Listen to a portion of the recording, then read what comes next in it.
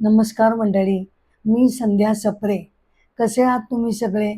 यूट्यूबवरील अमृताचे डोही या माझ्या चॅनलमध्ये मी तुम्हा सगळ्यांचं मनापासून स्वागत करते. आपण भागवत कथा पुराणाला सुरुवात केली आहे. भागवत कथा पुराण एपिसोड 19वा आपण चालू करणार आहोत. सप्तम स्कंद इथे चालू होतोय. भागवत कथा पुराण एपिसोड 19 सप्तम स्कंद भागवन. या एपिसोडमध्ये आपण काय बघणार आहोत ते आपण बघूया.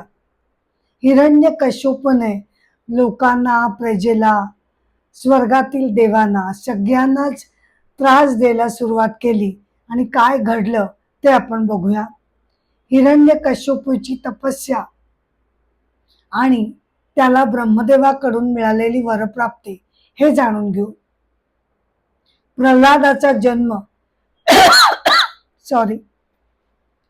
प्रल्हादाचा जन्म आणि त्याची भगवत भक्ती आपण जाणून घेऊया. तसंच संत कथाही आपण इथे बघणार आहोत आणि बरंच काही.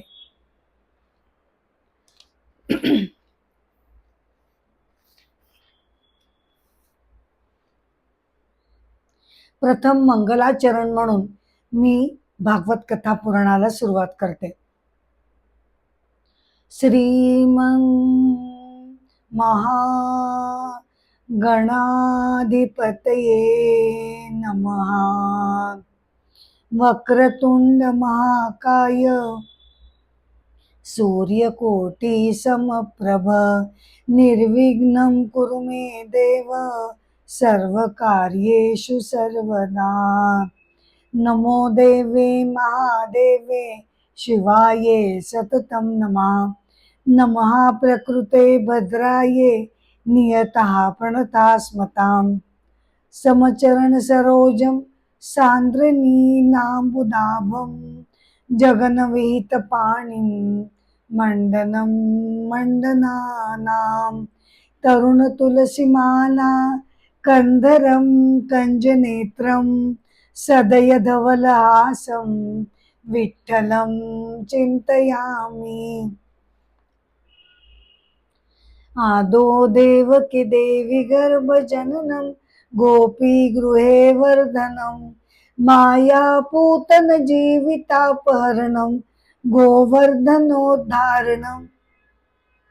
कंसच्छेदन कौरवाधिहननं कुन्ती तनूजावनम्. एतद्भागवतं पुराण कथितं श्रीकृष्ण लीलामृतम्. सच्चिदानंद रूपाय विश्वोत्पत्त्यादिहेतवे तापत्रय विनाशाय गोविंदाय नमो नमः. कृष्णाय वासुदेवाय हरये परमात्मने प्रणतक्लेशनाशाय गोविंदाय नमो नमः.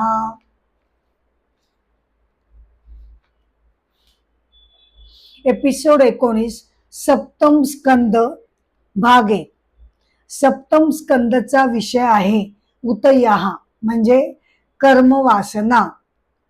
मनुष्याच्या कर्मवासना हा सप्तम स्कंदाचा विषय आहे. वराह अवतार धारण करून हिरण्याक्षचा भगवंतांनी वध केला आणि ते झाल्यानंतर त्याचा भाऊ हिरण्यकश्यपू असुर हा इतका काही क्रोधित झाला की काही विचारायची सोय नाही. त्यानं अतिशय त्याचा जळफळाट होऊ लागला आणि त्यानं त्याच्या असुरांना अशी आज्ञा दिली की आता तुम्ही पृथ्वी लोकावर जा. जिथे जिथे सात्विक धर्मकृत्य चालू असतील बर का, जिथे जिथे धार्मिक पुण्यकर्म चालू असतील ते सगळीच्या सगळी नष्ट करून टाका. नगरी सगळ्या उद्ध्वस्त करून टाका. शेतकऱ्यांची घरं दार सर्व तुम्ही आता उद्ध्वस्त करून टाका.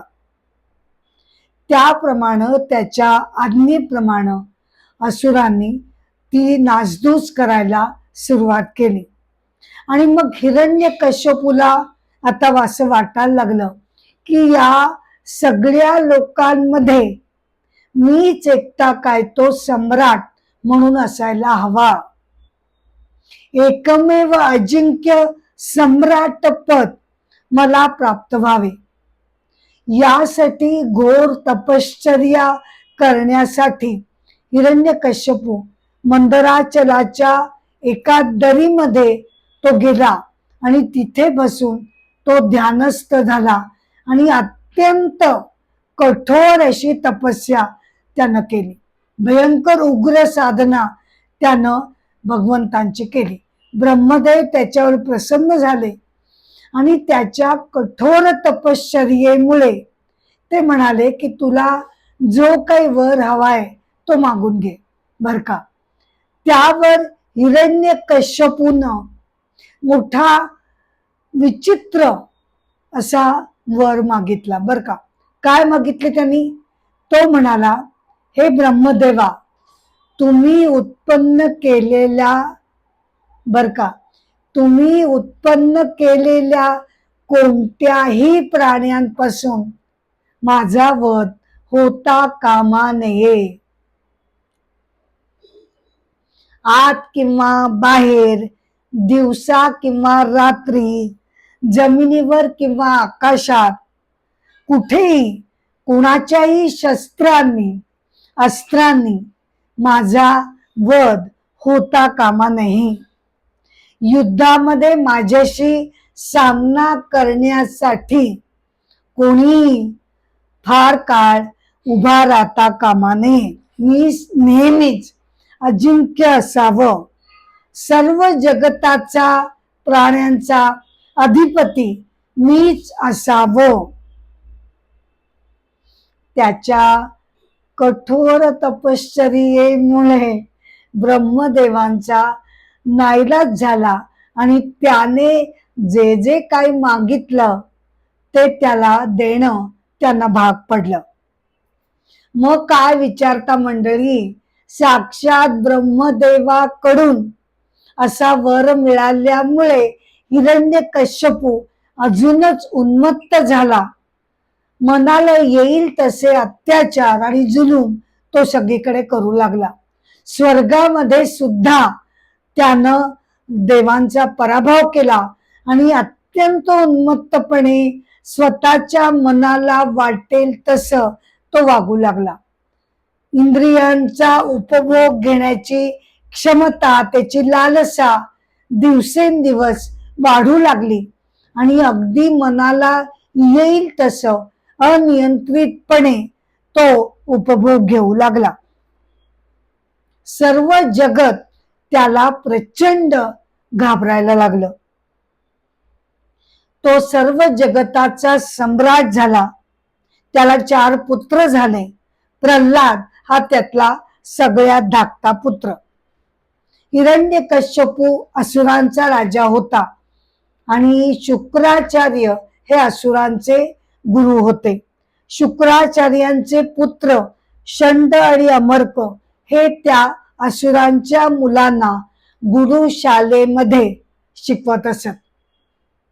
तिथेच प्रल्हाद सुद्धा शिकायला जात असे. एकदा हिरण्यकश्यपूनं मोठ्या प्रेमानं आपल्या धाकट्या मुलाला म्हणजे प्रल्हादला मांडीवर घेतलं आणि प्रेमानं विचारलं की तू आता गुरुकुलामध्ये जाऊन शिकतोयस तर सगळ्यात चांगली गोष्ट तुझ्या मते काय आहे?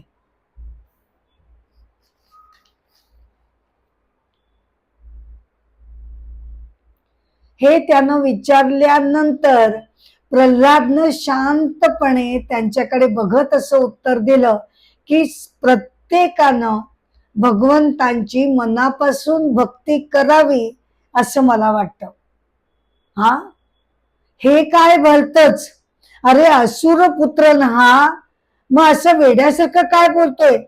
काय गुरुकुलामध्ये याला भलत सरत शिकवलं जातंय की काय? हिरण्यकश्यपूला अत्यंत राग आला, पण त्यानं तो लहान आहे अजून म्हणून जरा सोडून दिलं आणि त्याच्याकडे दुर्लक्ष थोडा करायचं त्यांनी ठरवलं. प्रल्हादनं असुर पुत्रांना म्हणजे इतर मित्रांना सुद्धा त्यानं ही शिकवण द्यायला सुरुवात केली. त्यानं असुर पुत्रांना सांगितलं की मी भगवत भक्तीचं हे जे बीज आहे बर का, हे जे भगवत प्रेमाचं बीज आहे ते अगदी बालपणापासून कशाला, मातेच्या गर्भामध्ये मी असल्यापासून हे बीज माझ्यामध्ये रुजलं गेलं. कसं काय, तर माझे वडील हिरण्यकश्यपू जेव्हा उग्र तपस्या करण्यासाठी मंदराचल पर्वतामध्ये निघून गेले तेव्हा ते नसल्यामुळे सगळ्या असुरांना आता भांबावून गेले, काय करावं कळेना. आणि या स्थितीचा फायदा घेऊन देवांनी आमचा पराभव करायला सुरुवात केली. इंद्रदेवानं बऱ्याच असुरांना पकडून नेलं, आपल्या दहशतीखाली ठेवलं.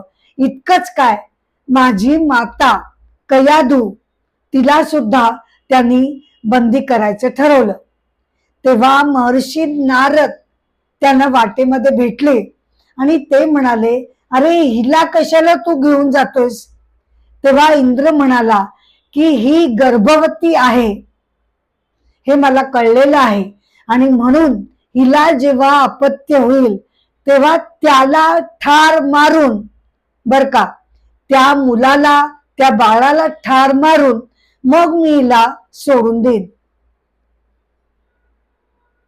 ते ऐकल्यानंतर महर्षी नारद त्याला म्हणाले, अरे असा विचार करू नकोस, हिच्या पोटी साक्षात परम भगवत भक्त जन्माला येणार आहे आणि तू त्याचं काहीही वाईट करू शकणार नाहीस.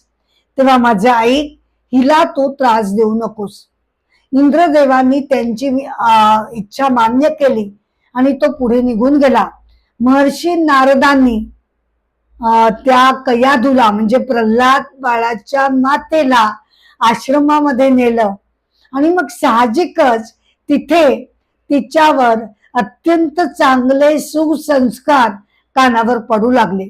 भगवत भक्तीची सत्संग घडू लागला, भजन कीर्तन तिच्या कानावर येऊ लागली आणि गर्भामध्ये मी असतानाच हे सगळं माझ्याही कानावर ऐकायला मिळालं. आणि अगदी गर्भामध्ये असल्यापासून मला भगवान श्रीकृष्णांच्या भक्तीचं बाळकडू मला तिथे मिळालं. असं प्रल्हादांनी असुरांच्या पुत्रांना त्यांनी समजावून सांगितलं आणि त्यांनी उपदेश केला की तुम्ही सुद्धा सतत ईश्वर चिंतन करणं हे योग्य ठरेल. गुरुकुलामधून जेव्हा प्रल्हाद बाहेर आला आणि हिरण्यकश्यपूने परत त्याला विचारलं की बाळा, तू आता तिथे होतास तर तू काय शिकलास ते मला सांग. प्रल्हादाने परत एकदा शांतपणे सांगितलं की भगवंतांची नवविधा भक्ती, भगवंतांची नवविधा भक्ती जी सांगितली गेलेली आहे त्यातील प्रत्येकानं आपल्याला जमेल त्याप्रमाणे भगवंतांची मनापासून भक्ती करावी आणि त्यांना अनन्यतेनं शरण जावं, यातच सगळ्यांचं कल्याण आहे. हिरण्यकश्यपू रागाने नुसता लाल बुंद झाला. म्हणजे मागे त्यांनी हेच ऐकवलं होतं, पण तेव्हा तो लहान होता म्हणून मी सोडून दिलं, पण आता सुद्धा हा तेच सांगतोय. त्यानं गुरुकुलातील गुरूंना नाव ठेवायला सुरुवात केली. तुमच्यामुळे प्रल्हाद हे भलत सलत काहीतरी शिकून आलाय, ते रागानं म्हणाले. त्याबरोबर गुरु त्यांना समजावून सांगू लागले की आम्ही हे असलं काही सुद्धा गुरुकुलामध्ये कुणालाही शिकवत नाही. प्रल्हादानं हे त्याच उपजत असं त्याची ती वृत्ती आहे आणि त्यामुळे तो स्वतःहून हे सगळं लोकांना सांगत आहे. आम्हाला तुम्ही त्याच्या भगवत भक्तीसाठी आम्हाला दोष देऊ नका, आम्ही काही हे शिकवलेलं नाही. हिरण्यकश्यपूला अतिशय राग येऊ लागला आपल्या मुलाचा. तो अतिशय द्वेष करू लागला. अरे भगवंताचं स्मरण करतो म्हणजे काय, तो तर आमचा शत्रू आहे. हा, शत्रूच्या बाजूला माझ्या मुलाने जावं. त्यानं आपल्या असुर मित्रांना आज्ञा केली की तुम्ही माझ्या या धाकट्या मुलाला तुम्ही नष्ट करून टाका, त्याला ठार करून टाका. मुलगा जरी असला तरी काय झालं, तो तर शत्रूप्रमाणे माझ्याशी वागतो आहे. त्याच्यापासून मला धोका आहे, त्याला ठार करा. हिरण्यकश्यपूनं असुरांना आज्ञा दिल्यानंतर ते सगळेजण प्रल्हाद बाळाला मारण्यासाठी धावले. काय काय नाही केलं हो त्यांनी. अनेक प्रकारे त्यांनी प्रल्हादाला मारण्याचा भरपूर प्रयत्न केला. पण म्हणतात ना की ज्याच्यावर भगवंतांचा अभय हस्त आहे, आणि नुसता अभय हस्त नाही तर वरद हस्त सुद्धा ज्या भक्ताच्या पाठीमागे आहे त्याला कोण कसं काय मारू शकणार. हा, अभय हस्त म्हणजे काय, तर भक्तांचं सगळ्या बाजूनी रक्षण करणं म्हणजे अभय हस्त. आणि वरद हस्त म्हणजे काय, भक्तावर कृपा करणं म्हणजे वरद हस्त. हे दोन्ही हस्त कृपा प्रसाद भगवंतांचा प्रल्हाद बाळाच्या पाठीशी असल्यामुळे त्याचं कोणीही काहीही वाकडं करू शकलं नाही. नाहीतर त्यांनी काय काय काय काय अघोरी प्रयत्न केले बर का, काय सांगू. हा, त्यांनी प्रल्हादाला मदोन्मत्त हत्तींकडून त्यांनी तुडवून बघितलं. विषारी साप प्रल्हादाला डसवून बघितले. पर्वतावरनं खाली प्रल्हाद बाळाला ढकलून दिलं, त्याला विष पाजलं. हा, त्याचं खाणं पिणं बंद केलं. अरे अरे अरे अरे, काय एक एक कुकर्म या लोकांच्या हातून घडली. पण प्रल्हादाला काही म्हणजे काही सुद्धा झालं नाही. हिरण्यकश्यपू अतिशय घाबरून गेला. तो म्हणाला किती प्रयत्न केले तरी प्रल्हाद काही मरत नाही. त्याच्या अंतर्गत अद्भुत शक्तीचा मला काही उलगडाच होत नाही. काय करू मी आता. तो अगदी चिंताग्रस्त झाला. आणि प्रल्हादाला मारण्याच्या कल्पनेनं तो दिवस रात्र त्याच्यावर विचार करू लागला, चिंताग्रस्त होऊ लागला.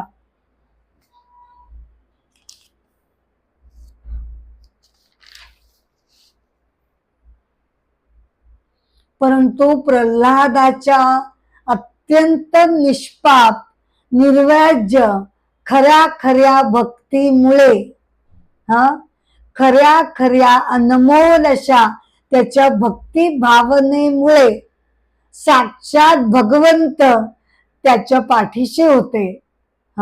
पाठीराखा कोण होता, साक्षात भगवंत त्याच्या पाठीशी होता. त्यामुळे त्याला हिरण्यकश्यपूचे जे असुर होते, प्रजा होती, त्याची जी सेना होती, त्यांच्याकडनं प्रल्हाद मारला गेला नाही.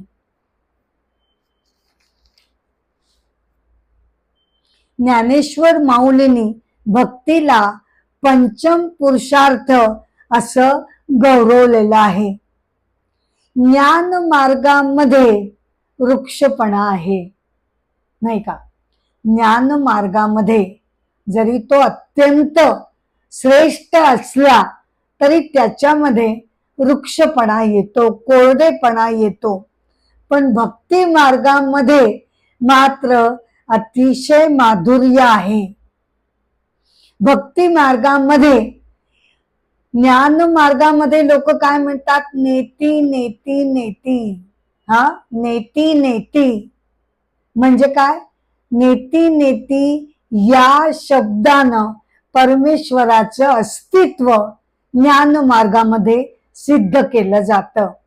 नेती नेती याचा अर्थ काय नेमका? तर पहिला नेती असं सांगतो की समजा साधकानं विचारलं, परमेश्वर म्हणजे डोंगरामध्ये आहे का, सूर्यामध्ये आहे का, चंद्र म्हणजे परमेश्वर आहे का?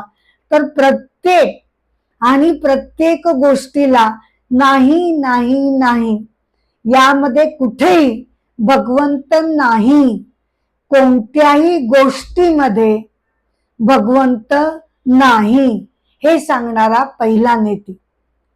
मग साधक म्हणतो, अच्छा म्हणजे परमेश्वर नाहीच तर? हा, असं आहे का त्याचं उत्तर? परमेश्वर नाहीच. तर त्याला उत्तर असं दिलं जातं की परमेश्वर आहे, तो नाही असं होत नाही, तो सर्वत्र आहे.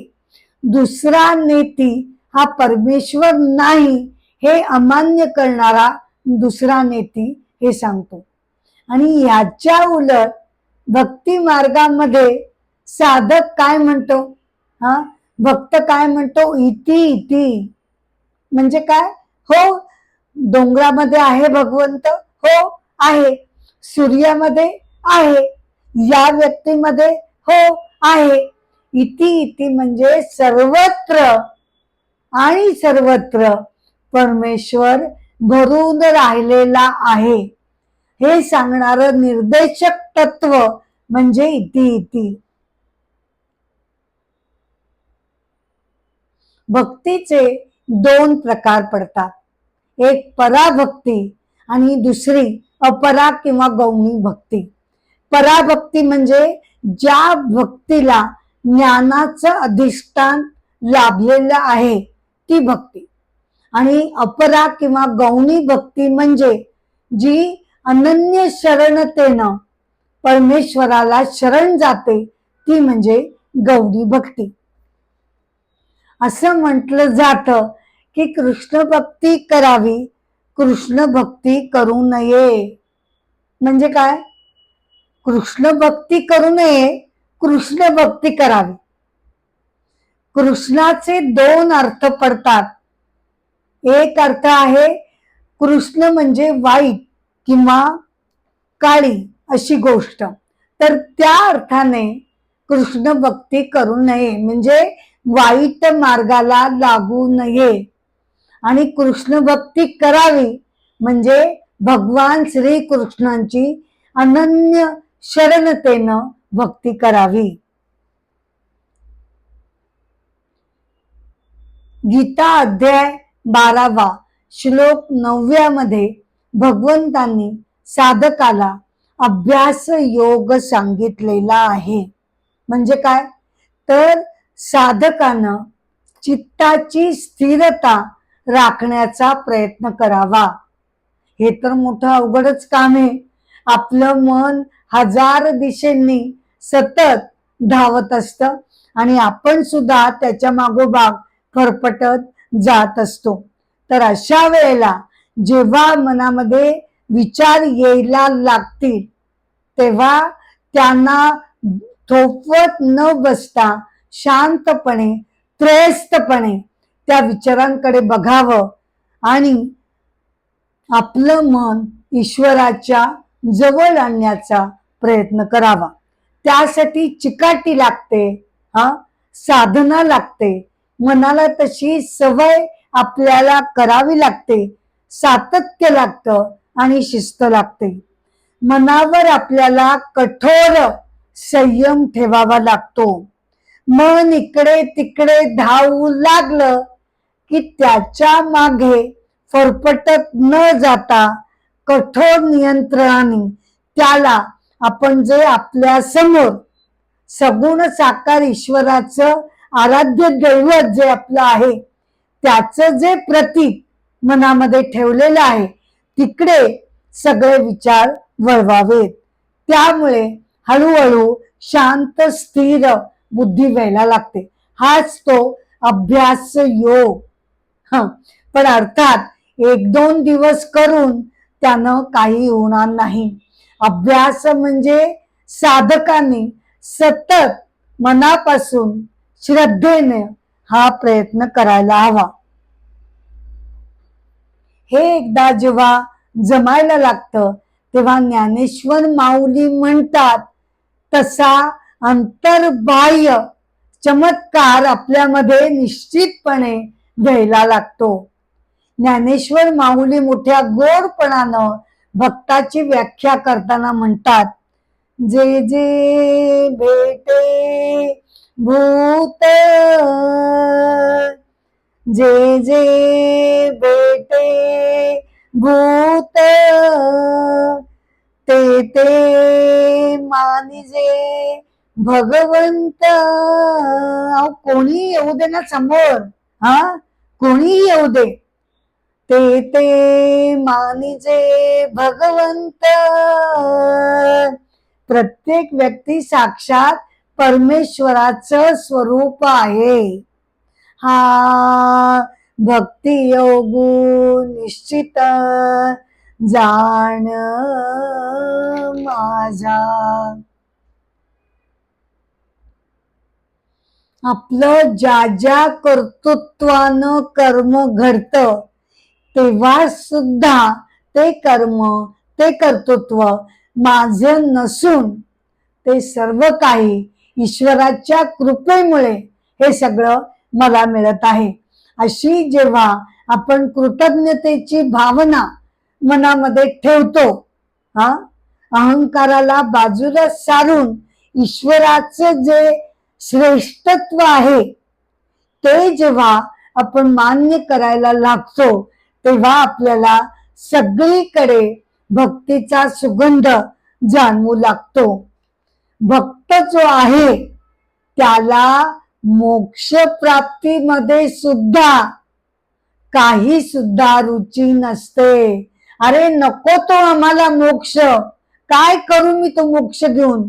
मला त्यापेक्षा प्रत्येक वेळी जन्माला येऊन तुझी भक्ती करण्यात मला जो आनंद आहे, जो आनंद मला मिळतोय त्याची तुलना मोक्ष सुखाशी सुद्धा मी करणार नाही, असं भक्त भक्ताच्या माधुर्यानं वेडावून ईश्वराला सांगतो.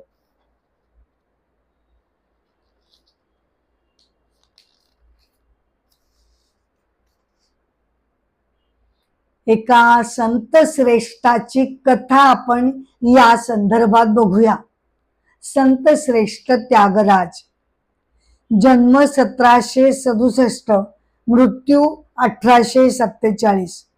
तिरुवरूर येथे ते त्यांचं जन्मगाव होतं. त्यांना कर्नाटक संगीताचे शिल्पकार असं म्हटलं जातं. त्यांच्या अभंग रचना सुमारे 22,000हून जास्त आहे अशी मान्यता आहे. त्यातील 730 अभंग रचना सध्या उपलब्ध आहेत. पंचरत्न कीर्ती ही त्यांची रचना अत्यंत गाजलेली आहे. प्रत्येक रचना वेगवेगळ्या रागांमध्ये, वेगवेगळ्या भावनांमध्ये त्यांनी ती घडवलेली आहे. त्यांना संगीताच्या तांत्रिक बाजूमध्ये रस नव्हता, तर खळाळत्या ओढ्याप्रमाणे त्यांचं संगीतमय अभंग, परमेश्वरावर रचलेले, प्रेमानं भक्तीनं ओथंबलेले त्यांचे अभंग हे खळाळत्या ओढ्याप्रमाणे वाहत येत असत. त्यांचं स्वतःचं कुटुंब होतं, पण ते अत्यंत अलिप्त आणि निरपेक्ष मनानं त्यांनी आपलं कुटुंबाची व्यवस्था बघितली. त्यांचं घर भिक्षेवर चालायचं. त्यांच्या वडिलांनी रामभक्ती त्यांच्या मनामध्ये रुजवली. देवाची उपासना त्यागराजांनी आपल्या संगीताच्या माध्यमातून, आपल्या अभंग रचनातून त्यांनी देवाची परमभक्ती केली. नाद स्वरूपिणी नाद देवतेच्या कंठावर 3 रेषा असतात असं ते म्हणत असत. काय? नाद देवतेच्या कंठावर 3 रेषा असतात असं ते म्हणत असत. कोणत्या? तर गती, ओंकार आणि गीत. ते रस्त्यावर जागोजागी हिंडून उत्स्फूर्तपणे अभंग रचना करत असत. शब्द, बोल, नाद सगळं हे काही अंतस्फूर्तीमुळे त्यांच्यामधून उमटत असे. त्यांनी कुणाकडूनही भेटी स्वीकारल्या नाहीत. 14 वर्ष गुरुकुलामध्ये राहून त्यांनी वेदांताचं शिक्षण घेतलेलं होतं. प्रभू रामचंद्र हे केवळ त्यांचं आराध्य दैवत नव्हतं, केवळ ती त्यांच्यासाठी मूर्ती नव्हती. केवळ ती मूर्ती नव्हती, तर तो त्यांचा प्राणसखा होता. त्यांचं ते सर्वस्व होतं. त्यांनी आपलं सर्वस्व प्रभू रामचंद्रांना अर्पण केलेलं होतं. असे संत श्रेष्ठ त्यागराज.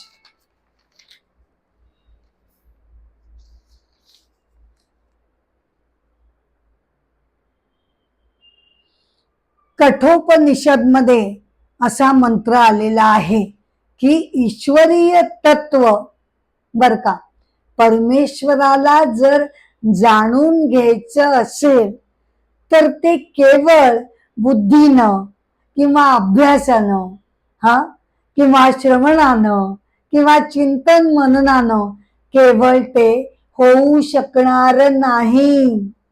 कोरडेपणा नको, केवळ तार्किकपणा नको. तर काय हवं? तर जो साधक अनन्य भक्तीच्या ओलाव्याद्वारे पूर्णपणे शरणागत परमेश्वराला होतो, तेव्हा आणि तेव्हाच परमेश्वरीय तत्व, ईश्वरीय तत्व स्वतःला प्रकाशित करतं आणि भक्ताला त्याचं साक्षात दर्शन घडतं. कारण या अनन्य शरणतेमुळे जेव्हा साधक संपूर्ण सर्वस्व परमेश्वराला दान करतो, मी नाही, तू सर्वत्र तू, अशी जेव्हा त्याची भूमिका होते, तेव्हा मनातले सगळे विकार हे हळूहळू नष्ट व्हायला लागतात आणि मन अतिशय शुभ्र, स्वच्छ आणि मंगल असं त्याचं मन व्हायला लागतं. कारण काय आहे की आपल्या हृदयामध्येच कुठे भगवंतांचा ऍड्रेस आहे. कुठे? भगवंतांचा पत्ता काही लांब नाहीये, आकाशात नाही, कुठे लांब नाही, आपल्या प्रत्येकाच्या हृदयामध्येच तो विसावलेलाच आहे. इतका जवळ. पण मग तरी सुद्धा आपल्याला त्याचं दर्शन का होत नाही? कारण आपलं मन अस्वच्छ असतं. विकारांनी सगळं दूषित झालेलं असतं आणि अशा दूषित मनाच्या मनोव्यापारांमुळे आपल्यामध्येच वसलेल्या ईश्वराला त्याचं दर्शन घेण्यासाठी आपणच एक मोठी आडकाठी तयार करतो, त्याची अडचण आपणच निर्माण करतो. परंतु मनशुद्धीकरणाची प्रक्रिया ही अनन्य भक्तीमधूनच निर्माण होते. मन हळूहळू शुद्ध व्हायला लागतं.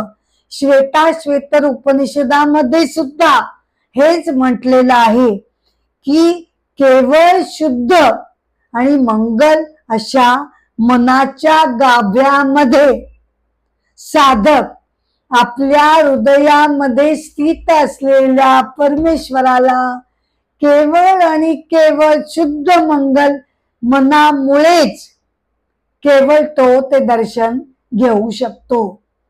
आणि भक्तीमध्ये एवढी अपूर्वाई आहे, त्याची थोरवी एवढी आहे की कळत नकळतपणे हे सगळे चमत्कार, हे सगळी शुभ परिवर्तन आपल्या मनामध्ये घडायला लागतात आणि आपण ईश्वराच्या अगदी सन्निध असे आपण जायला लागतो.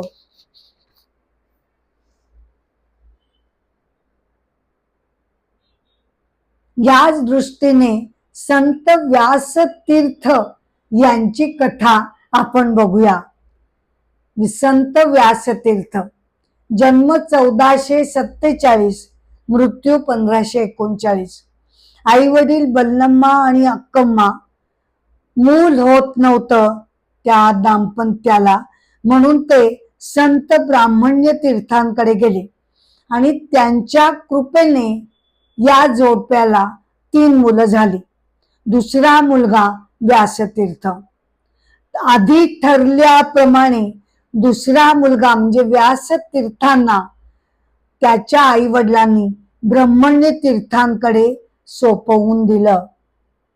ब्रह्मण्य तीर्थांनी त्यांना अतिशय प्रेमाने त्यांना वाढवलं, संगोपन केलं.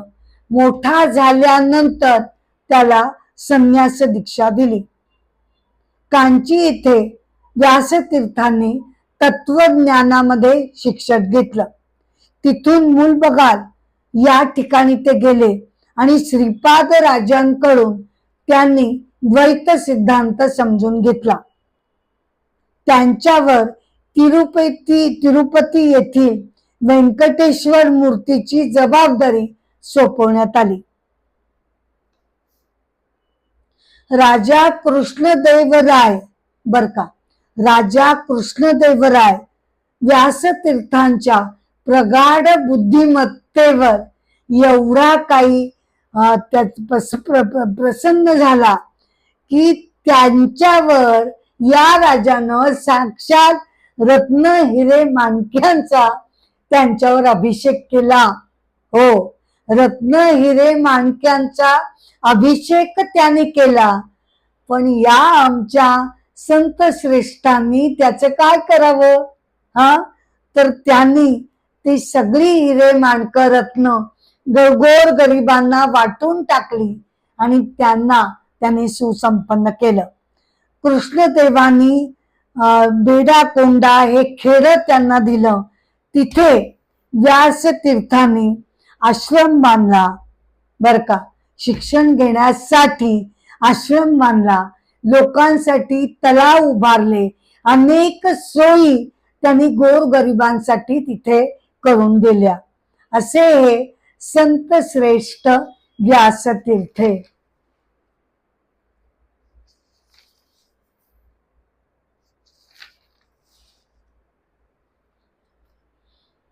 आपल्या महाराष्ट्रामध्ये वारकरी संप्रदाय हा अत्यंत प्रसिद्ध असा संप्रदाय आहे.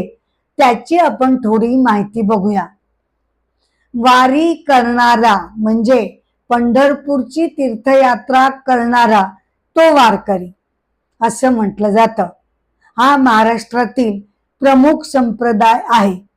साधकांना दरवर्षी 2 वेळेला आषाढ शुद्ध एकादशी आणि कार्तिक शुद्ध एकादशीला पंढरपूरची वारी करावी असा प्रघात आहे.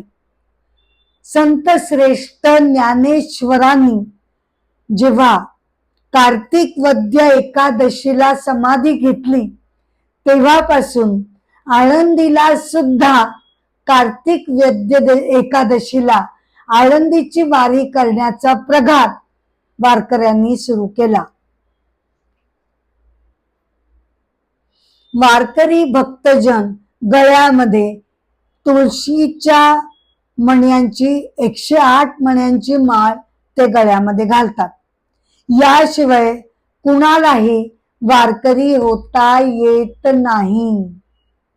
माळ घालणं याला खूप गंभीर खोलवर असा अर्थ आहे. माळ घालणं म्हणजे एक नवा आध्यात्मिक जन्म घेणं असं मानलं जातं.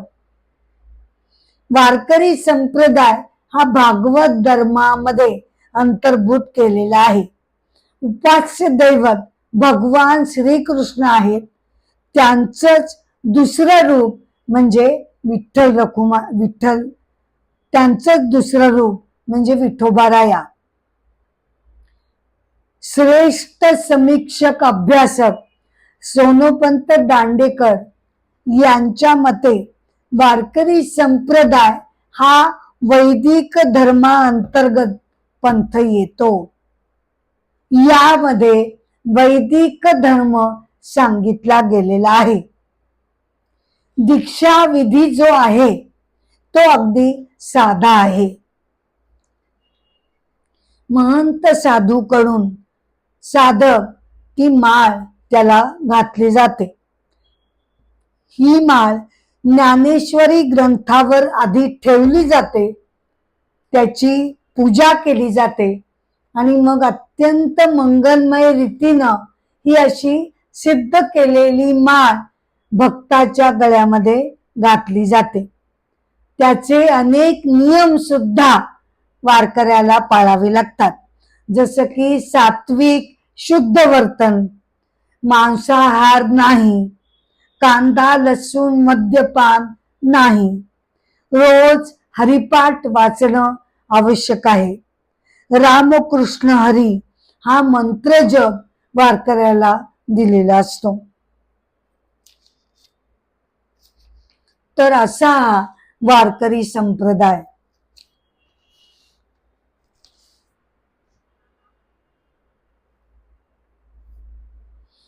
या एपिसोडची सांगता मी एका संत भक्ताच्या कथेनं करत आहे.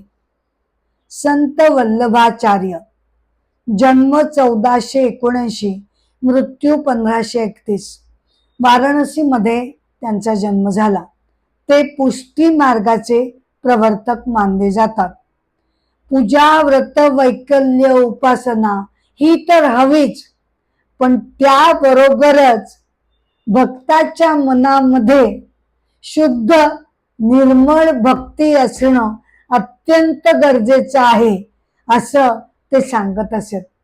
अशा या शुद्ध मंगल भक्तीनच साधकाला मोक्ष मिळू शकतो.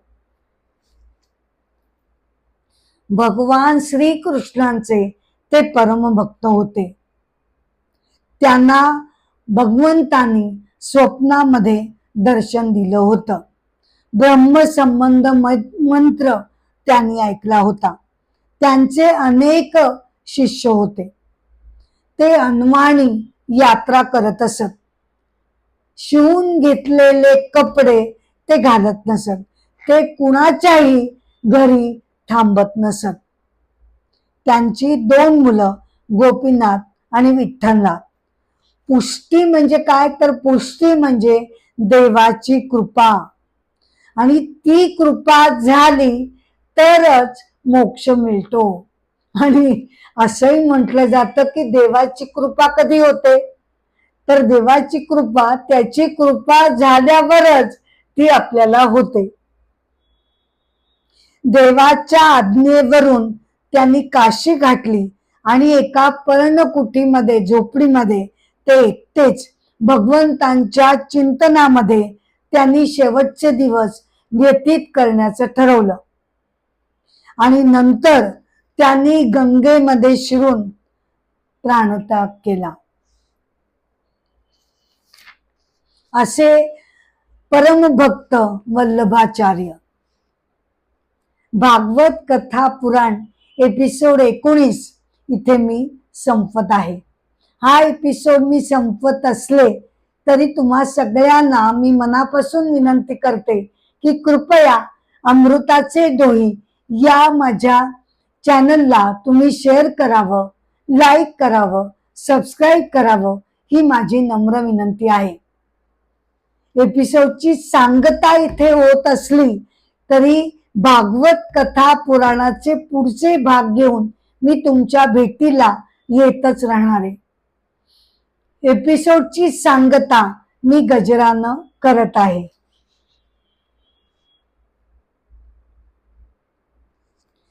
पुंडलिक वरदा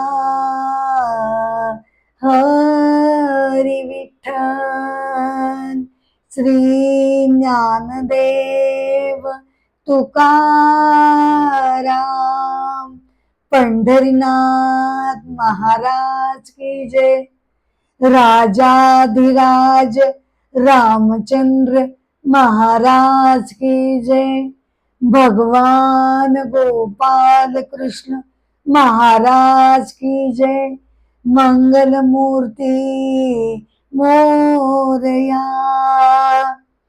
जय जय राम, राम कृष्ण हरी हरी, जय जय राम, राम कृष्ण हरी, राजा राम कृष्ण हरी, राजा राम कृष्ण हरी हरी, जय जय राम, राम कृष्ण हरी हरी।